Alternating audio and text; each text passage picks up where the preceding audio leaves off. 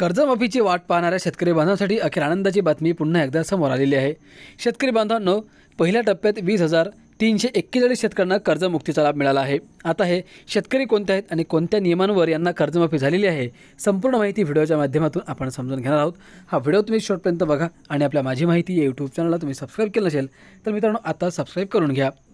शेतकरी बांधवांनो, राज्य शासनाच्या अत्यंत महत्त्वाकांक्षी पुण्यश्लोक अहिल्यादेवी होळकर शेतकरी कर्जमुक्ती योजनेत मुंबई येथे शुक्रवार रोजी मुख्यमंत्री देवेंद्र फडणवीस यांच्या उपस्थितीत पहिल्या टप्प्यात शेतकऱ्यांच्या बँक खात्यात रक्कम वर्ग करण्यात आली आहे। नाशिक जिल्ह्यातील 20,341 शेतकऱ्यांच्या खात्यात 173,69,93,287 रुपये एवढी रक्कम वर्ग करण्यात आली। जिल्हाधिकारी तथा जिल्हास्तरीय समितीचे अध्यक्ष आयुष प्रसाद, जिल्हा उपनिबंधक कुंदन भोळे यांनी ही माहिती दिली आहे।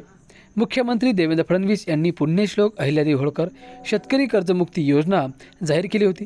त्यानुसार जिल्ह्यातील 20,341 शेतकऱ्यांना 173,69,93,287 रुपयांचा लाभ देण्यात आला। ही रक्कम संबंधित शेतकऱ्यांच्या बँक खात्यात जमा करण्यात आली। यात नाशिक जिल्हा मध्यवर्ती सहकारी बँकेत 12,311 शेतकरी सभासदांना 86,72,65,528 रुपये एवढ्या कर्जमाफीचा लाभ मिळाला आहे।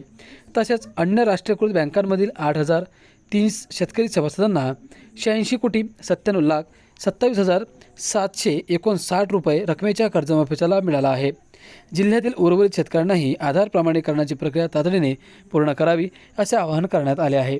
दरम्यान या योजनेत जिल्ह्यातील एकूण 68,859 शेतकरी खातेदारांची माहिती शासनाच्या पोर्टलवर अपलोड करण्यात आली आहे।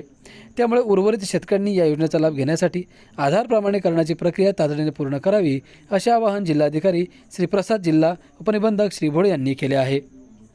मित्रांनो, राज्य शासनाने सर्व बँकांना कर्जमुक्तीचा लाभ मिळालेल्या पात्र शेतकऱ्यांना तातडीने खरीप पीक कर्ज उपलब्ध करून देण्याचे निर्देश दिले आहेत, जेणेकरून शेतकऱ्यांना नव्याने शेतीसाठी आर्थिक बळ मिळेल।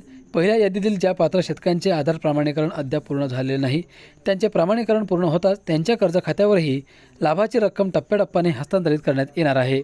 तर मित्रांनो, अशा प्रकारे कर्जमाफीची जी शेतकरी वाट पाहत होते, अखेर त्यांच्या खात्यामध्ये आता पैसे जमा होण्यास सुरुवात झालेली आहे आणि नक्कीच ही आनंदाची बातमी आहे।